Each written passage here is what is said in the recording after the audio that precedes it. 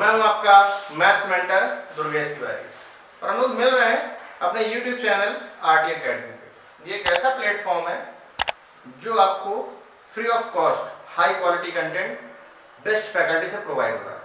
बस आपको करना क्या है, इसको कंटिन्यू रखना। अब ऐसा नहीं कि एक बार आपने लेक्चर को देख लिया, आपको कंटिन्यू रखना है। बोर्ड्स की आप प्रिपरेशन कर रहे हैं, जेई की या नीट की, क्योंकि इसमें बायोलॉजी की भी लेक्चर कंटिन्यू अपलोड हो रहे हैं। और इसमें आज हम लोग करने जा रहे हैं क्लास 12 का चैप्टर नंबर लास्ट है प्रोबेबिलिटी, और आज बारिश की लेक्चर नंबर 1। अगर आपको प्रोबेबिलिटी का बेसिक नहीं पता तो आपको प्रॉब्लम होगी। तो हम लोग इसमें करेंगे क्या, आज के लेक्चर में बेसिक स्टार्ट करेंगे। पहले आज क्या करें, आज हम लोग बेसिक से शुरुआत करेंगे। तो सबसे पहले देखते हैं प्रोबेबिलिटी है क्या। अरे प्रोबेबिलिटी की अगर हम लोग स्टार्टिंग करें, प्रोबेबिलिटी में आप ये समझिए, प्रोबेबिलिटी का मतलब होता है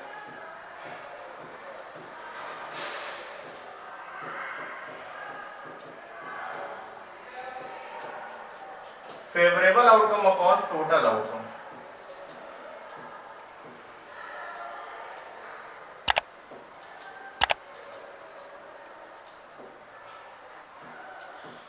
फेवरेबल आउटकम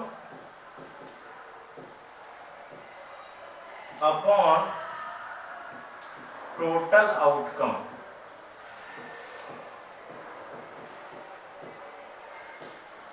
ये होता है प्रोबेबिलिटी के लिए फॉर्मूला जो हम लोग जनरली यूज करते हैं हमेशा।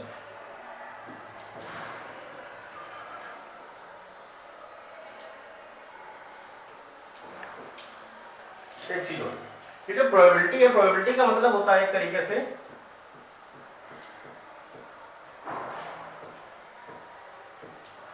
Measure of uncertainty. प्रोबेबिलिटी का जो मीनिंग है वो है मेजर ऑफ अनसर्टेनिटी, मतलब कोई फिक्स नहीं, उसको ही आपको मेजर करना है, वही होता है प्रोबेबिलिटी मेजर ऑफ अनसर्टेनिटी। या आप इसको बोल सकते हैं कि किस तरीके से आप, जैसे ये जो फॉर्मूला है ये आप हर जगह यूज कर सकते हैं, बट कुछ इस बार नया आया है।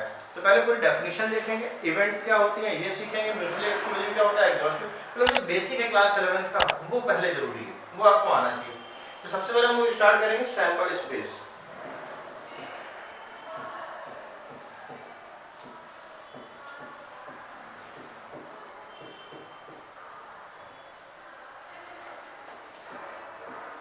Collection of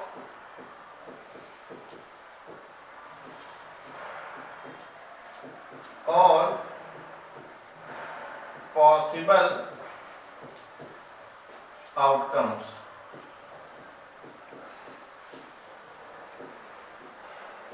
collection of all possible out, मतलब जितने पॉसिबल आउटकम्स का कलेक्शन है उनको हम लोग कहते हैं सैंपल स्पेस। जैसे एक एग्जांपल देखें, toss a pair of coin.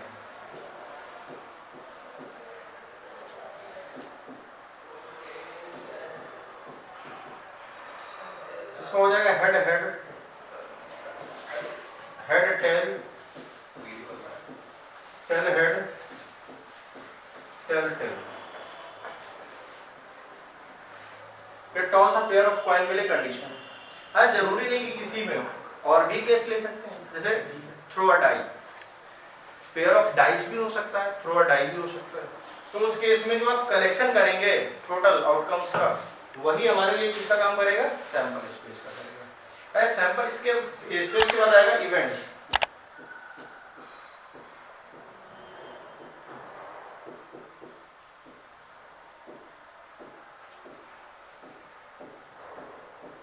Subset of a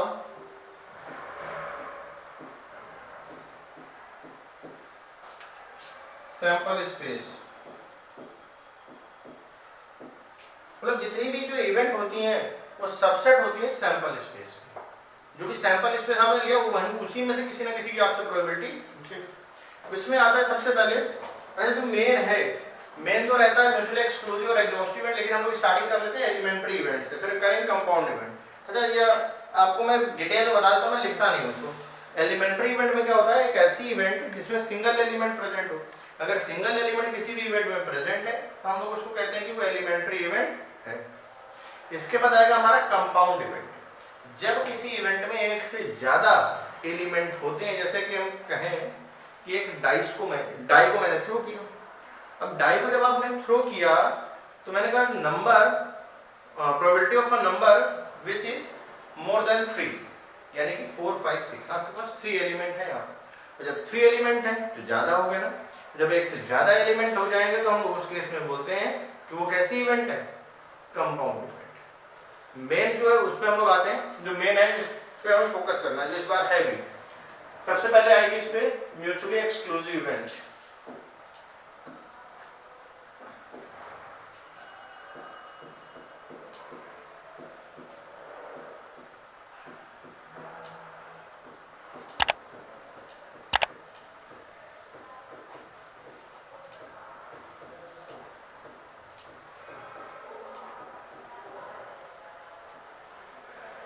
mutually exclusive event. अच्छा, म्यूचुअली एक्सक्लूसिव का मतलब होता है जितनी भी इवेंट है उसमें किसी में कुछ भी कॉमन नहीं। म्यूचुअली एक्सक्लूसिव हो जाएगा इफ साइमल्टेनियस अकरेंस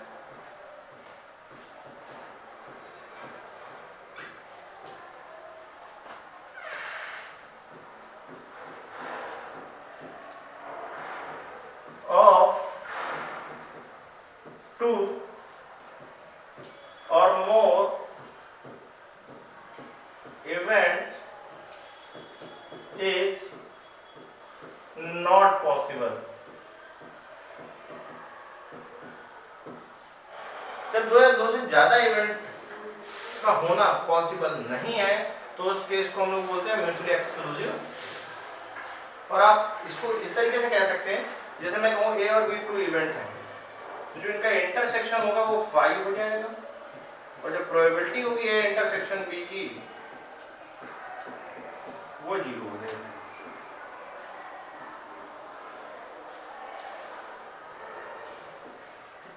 इसके बाद आएगा exhaustive event.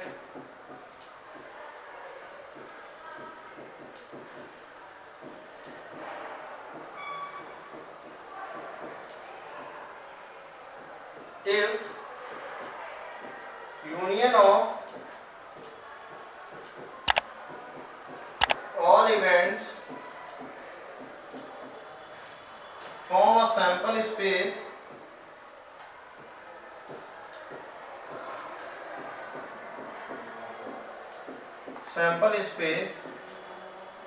then it is called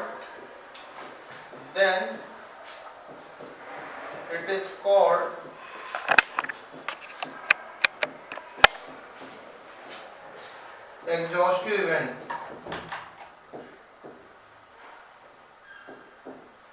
If union of all the events form a sample space then it is called exhaustive event।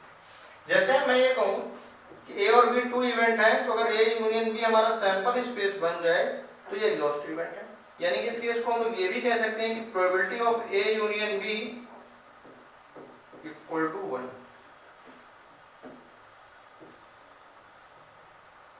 अच्छा, मेन तो कुछ फॉर्मूले होते हैं, उन फॉर्मूलों के बारे में हम लोग डिस्कस कर लेते हैं। जैसे हम लोग ये बताए P A यूनियन B, ये हो जाएगा probability of A plus probability of B minus probability of A intersection B। और इसी में अगर हम कहते हैं if A, B are mutually exclusive,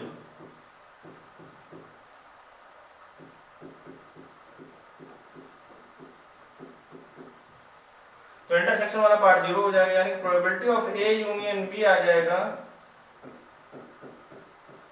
probability of A plus probability of B।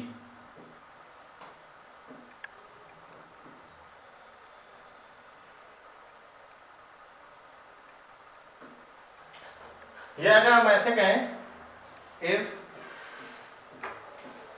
A B C, A B C 3 event है, are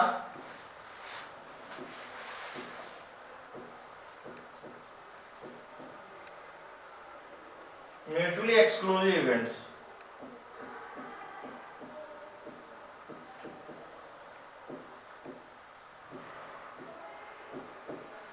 अगर A B C हमारे म्यूचुअली एक्सक्लूसिव इवेंट्स तो हमारे लिए ये कंडीशन बन जाएगी probability of A union B union C equal to probability of A plus probability of B plus probability of C.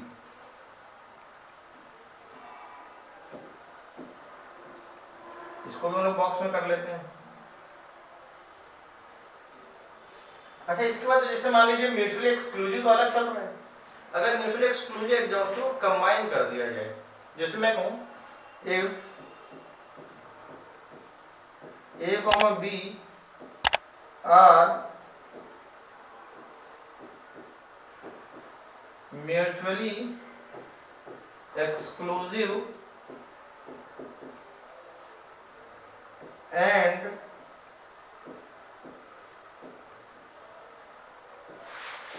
Exhaustive. ये भी कैसी इवेंट है, म्यूचुअली एक्सक्लूसिव भी है और एग्जॉस्टिव भी, दोनों ही केस हैं।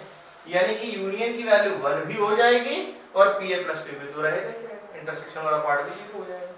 यानी कि आ जाएगा 1 equal probability of A plus probability of B.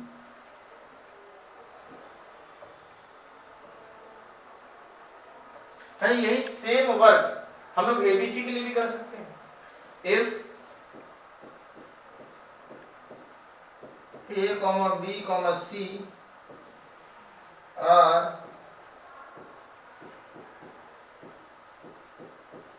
Mutually exclusive and exhaustive,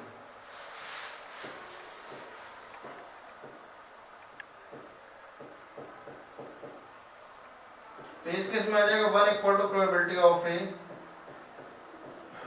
plus probability of B plus probability of सी।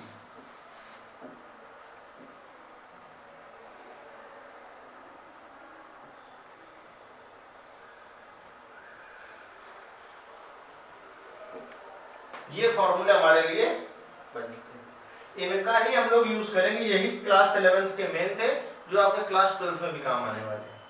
अभी इसमें जितना भी मैंने आपको बताया, ये वाला पार्ट और ये प्रीवियस स्लाइड का पार्ट, ये हमारे क्लास 12th में नहीं है, लेकिन इसका यूज जरूर है। तो पहले हम लोगों ने इसको डिस्कस कर लिया। अब आते हैं क्लास 12th का जो मेन टॉपिक है। जो फर्स्ट नंबर का टॉपिक है वो है कंडीशनल प्रोबेबिलिटी। हम लोग इसको लेक्चर वाइज में कन्वर्ट करेंगे। पहले कंडीशनल, फिर मल्टीप्लिकेशन और independent, after that total probability और फिर बायस थ्योरम। तो सबसे पहले आज हम लोग स्टार्ट करने जा रहे हैं कंडीशनल प्रोबेबिलिटी। अरे देखिए, आपको नेम में ही दिख रहा है कंडीशन का कहीं ना कहीं इंपॉर्टेंस होगा। तो इसको लिखते कैसे, रिप्रेजेंट कैसे करते हैं? तो प्रोबेबिलिटी ए अपॉन बी, ये जो अपॉन आप देख रहे हैं इसके कुछ मीनिंग्स हैं। तो पहले इसको हम लोग डिफाइन कर लेते हैं। ये जो आप देख रहे हैं इसके 3 मीनिंग हैं।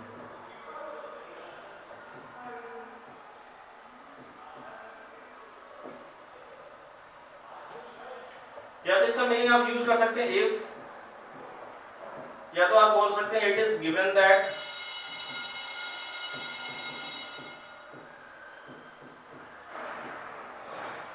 या आप इसमें बोल सकते हैं it is known that.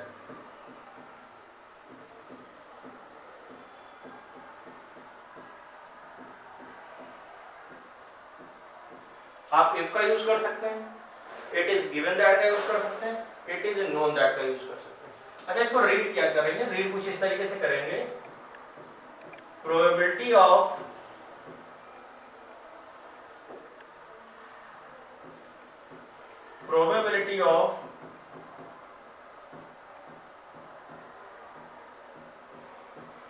happen of A given that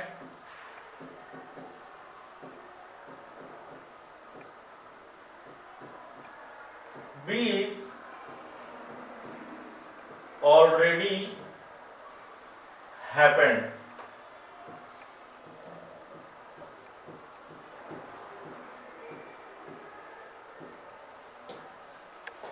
Probability of happen of A given that B is already happened. या आप इसको ऐसे बोल सकते हैं, probability of happen of A if B is already happened. या इट इज नोन दैट, बिल्कुल same आप इसके लिए भी एक बार लिख सकते हैं, इसके लिए भी लिख सकते हैं और सेम फॉर इफ। ये 3 पार्ट आपके हैं। अब इसके सिंबल फॉर्मूला क्या होगा, फॉर्मूला इस केस में हो जाएगा probability of A upon B equal probability of A intersection B whole upon probability of B.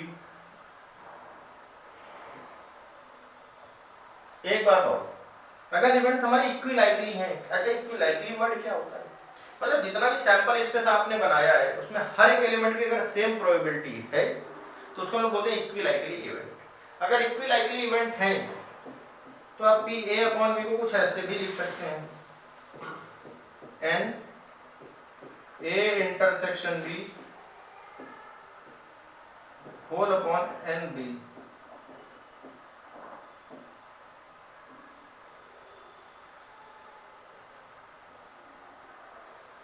N A intersection B whole upon. हाँ, एक चीज का और ध्यान देना है, अगर इवेंट इक्विलाइकली नहीं है तो उस केस में आपको प्रोबेबिलिटी का ही यूज करना पड़ेगा। ये तो यहाँ की बात है, जैसे पी ए अपॉन बी लिखा है, अगर यहाँ पे मान लीजिए पी बी अपॉन ए, तो इस केस में जो फॉर्मूला हम लोग यूज करेंगे वो P B intersection A whole upon probability of A. और सेम फिर से वही बात, अगर इवेंट इक्विलाइकली है तो पी बी अपॉन ए को हम लोग लिख लेंगे जाकर के n A intersection B whole upon n ए।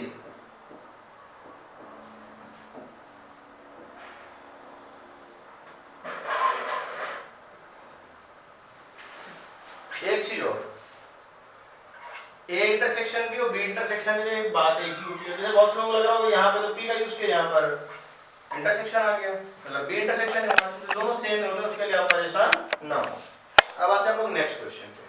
अब आते हैं आज क्वेश्चन हमारे स्टार्ट हो रहे हैं।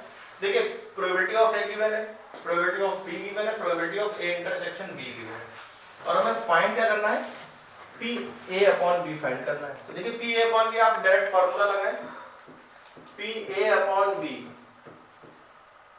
ये बन जाएगा हमारे लिए पी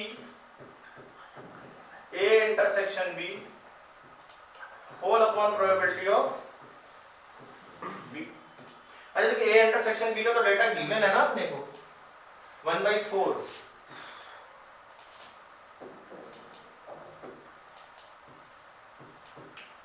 होल अपॉन बी की वैल्यू कितनी गिवन है 1/3, ये आ जाएगा 3/4।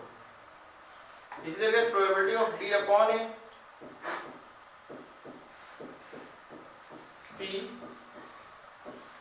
B intersection A whole upon probability of A. अच्छा ए इंटरसेक्शन बी हो या बी इंटरसेक्शन ए, दोनों सेम ही होते हैं, तो ए इंटरसेक्शन बी हो या बी इंटरसेक्शन ए, वैल्यू दोनों के केस में क्या रहेगी 1/4, लेकिन प्रोबेबिलिटी ऑफ ए की चेंज हो जाएगी 1/2, ये कैंसिल हो गया 2, यानी कि इस केस में जो आंसर आएगा हमारा वो आ जाएगा 1/2। पी ए अपॉन बी हम लोगों ने निकाल लिया, पी बी अपॉन ए भी निकाल लिया।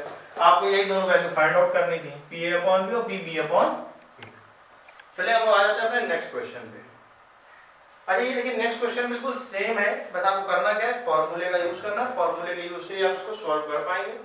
जैसे आपसे पूछा गया पी ए अपॉन बी, ये क्या हो जाएगा, probability of A intersection B whole upon probability of B. अच्छा probability of A intersection B कितना होगा 1/5, प्रोबेबिलिटी ऑफ बी की वैल्यू देख ही रहे हैं आप 1/3, और इस केस में जो हमारा आंसर आएगा वो 3/5 आ जाएगा। और जब बात आपसे करी जाएगी probability of B upon A, इसमें भी वही सेम चीज चलेगी, P B intersection A whole upon probability of B. अच्छा पी बी इंटरसेक्शन ए क्या है, वही बात वही है, ए इंटरसेक्शन बी हो या बी इंटरसेक्शन है, ये आ जाएगा 1/5 होल अपॉन पी बी की वैल्यू हमारी कितनी है, अब यहाँ पे तो पी ए आ जाएगा ना, क्योंकि अपॉन में ए है, इसको चेंज कर लेते हैं हम लोग, प्रोबेबिलिटी ऑफ ए तो प्रोबेबिलिटी ऑफ ए की वैल्यू गिवन है 2/5। ये 5 और 5 हमारे कैंसिल आउट हो जाएंगे और आ जाएगा 1/, तो पी ए अपॉन बी और पी बी अपॉन ए दोनों हम लोगों ने फाइंड कर लिए। अच्छा देखिए यहाँ से वर्ड प्रॉब्लम हमारी स्टार्ट हो रही है। अच्छा जो कंडीशनल प्रोबेबिलिटीज में जो सबसे बेस्ट पार्ट है वो है रिटन का। जितना अच्छे से आप लिख लेंगे उसको फिर सिंबल में कन्वर्ट करके आप सॉल्व करें। अब जैसे देखिए a coin is tossed 3 times, if head occurs in the first 2 tosses, find the probability of getting head on the third toss। अच्छा देखिए जब आप टॉस करेंगे कॉइन को तो क्या केस बनेंगे? Head head head, head head tail, head tail head, tail head head, tail tail tail, tail tail head, tail head tail, head tail, total case आपके बनेंगे। अब देखिए प्रोबेबिलिटी आपसे पूछी गई है, किस बात की पूछी गई है? Getting head on third toss, getting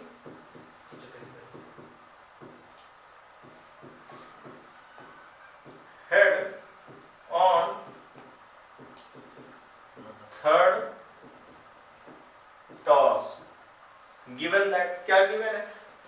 head on the first 2 toss, head occurs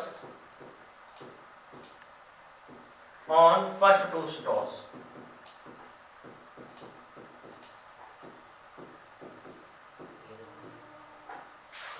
अब देखिए अब इसको आप सिंबल को कन्वर्ट कर सकते हैं। अब आप इसको इस तरीके से लिख सकते हैं। इसको मैंने नेम दे दिया ए, इसको नेम दे दिया बी। ए हमारे लिए क्या है? Head on third toss. Head अगर हमारा थर्ड टॉस में है तो हेड कहां कहां पर है? यहाँ पे केस क्या क्या बन रहा है? Head head head, head tail head, tail head head, tail tail head. ये 4 केस है जहां पर हेड कहां आ रहा है? थर्ड टॉस में आ रहा है। अच्छा जो बी है, बी क्या है? इसको भी देख लीजिए।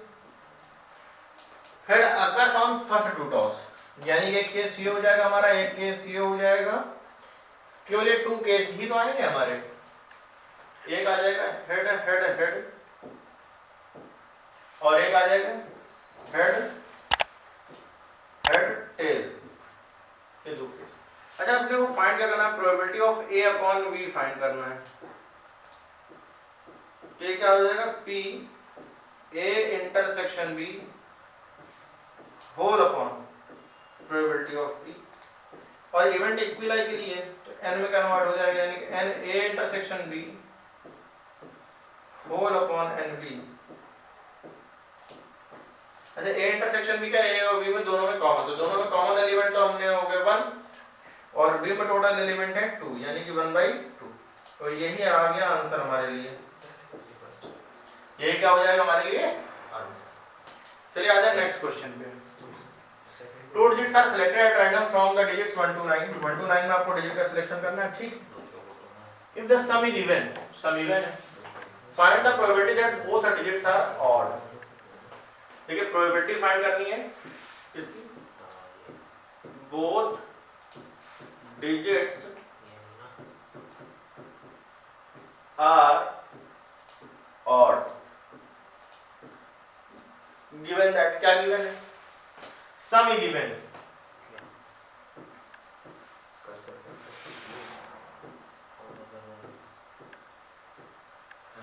ये फर्स्ट वाला पार्ट ए का काम कर रहा है, सेकंड वाला पार्ट बी का काम कर रहा है। तो probability of A upon B हो जाएगा probability of A intersection B whole upon probability of B, और इक्विलाइकली इवेंट है जिस वजह से ये बन जाएगा n A intersection B whole upon NB, यानी A intersection B whole upon NB। अब देखिए जब ये एक से ज्यादा एलिमेंट निकालने होंगे कहीं से तो वहां पे कॉम्बिनेशन का यूज करेंगे। अब जैसे 1 to 9 डिजिट है तो इवन और ऑड को हम लोग से अलग कर लेते हैं। 1 3 5 7 9 2 4 6 8 10। अच्छा अगर ए की बात करें तो ए के लिए हमसे कहा जा रहा है बोथ डिजिट्स आर ऑड, तो जो दोनों डिजिट इन 5 में से आएंगे, यानी कि 5C2 सॉल्व करने का तरीका हो जाएगा 5/2 × 4, यानी कि आ जाएंगे 10 एलिमेंट्स। अच्छा, बी के लिए क्या कहा गया है? बी के लिए हमसे ये कहा गया है कि सम इज इवन। तो सम इवन दो तरीके से हो सकता है, या तो दोनों नंबर इवन है तो भी सम इवन आएगा, अगर दोनों नंबर ऑड है तो भी सम इवन आएगा। यानी कि यहाँ पर 2 पॉसिबिलिटी आ जाएंगे अपने पास, यानी कि एक बनेगा 5C2 प्लस 4C2। तो 5 × 4/2 एक केस आएगा, और एक केस आएगा 4/2 × 3 16। और दोनों में कॉमन आप देख ही रहे हैं, 5C2 दोनों ही केस में क्या है? कॉमन है, और हमें कॉमन का ही यूज करना है सबसे ज्यादा। तो दोनों में कॉमन क्या है? पार्ट 5C2, यानी कि 10 दोनों प्लेस में कॉमन है अपॉन 16। इसको अगर हम लोग कैंसिल करें तो 5/8, ये हमारा क्या हो जाएगा? आंसर हो जाएगा। देखिए एक क्वेश्चन है, assume that each born a child is equally likely to be a boy or a girl। अच्छा, जो चाइल्ड है, आप समझिए बॉर्न चाइल्ड है आपका, चाहे वो गर्ल हो या बॉय, इक्वली लाइकली पहले उन्होंने बोल दिया क्या है कि दोनों केस में जो प्रोबेबिलिटी है वो सेम है, लड़का हो या लड़की दोनों की प्रोबेबिलिटी क्या है? Same. If a family has 2 children, what is the conditional probability that both are girls? हमें इस बात की प्रोबेबिलिटी बतानी कि दोनों गर्ल्स हैं। इसको लिख लेते हैं पहले, प्रोबेबिलिटी। यहाँ पर 2 क्वेश्चन है। First part probability, both are girl given that youngest is girl.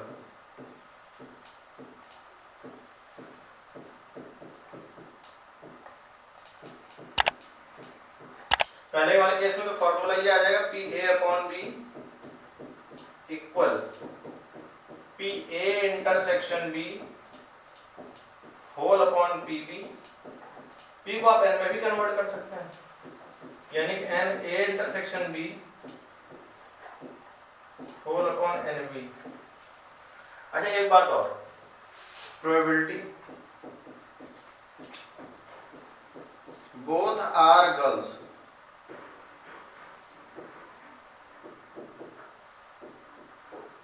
Given that, क्या गिवन है? At least one is girl.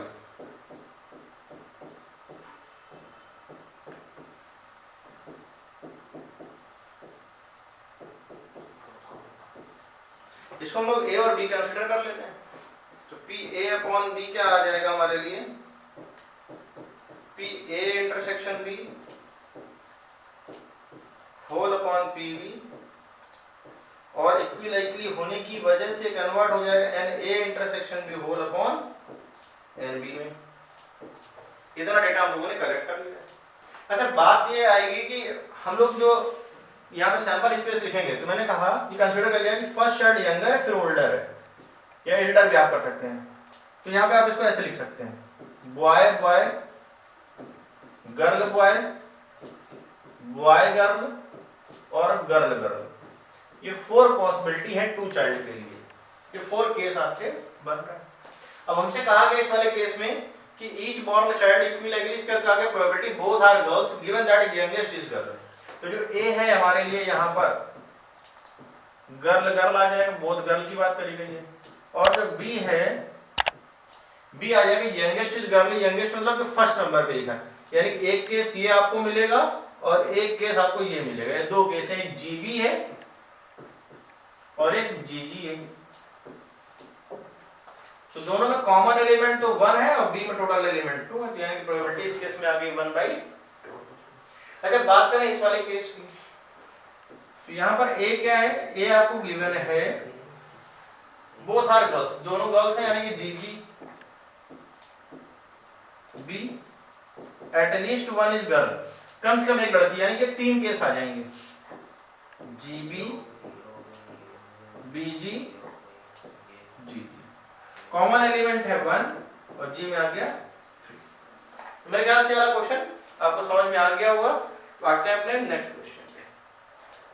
अ रो ए कोई पर्सन है, a roll 2 dice and get a sum more than 9, sum उसको more than 9 मिला है। What is the conditional probability that number of the first die is even? तो probability number on first die even, number on first die is even given that sum is more than 9.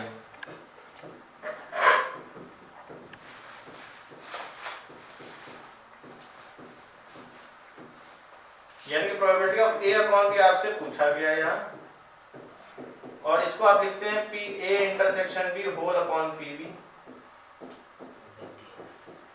और इसको आप N B में भी convert कर सकते हैं, A intersection B whole upon N.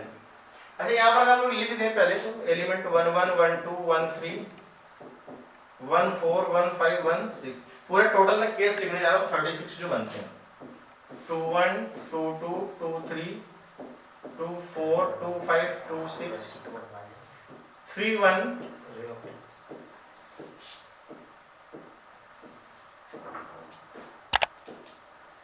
4 1 5 1 6 1 4 2 5 2 6 2 4 3 5 3 6 3।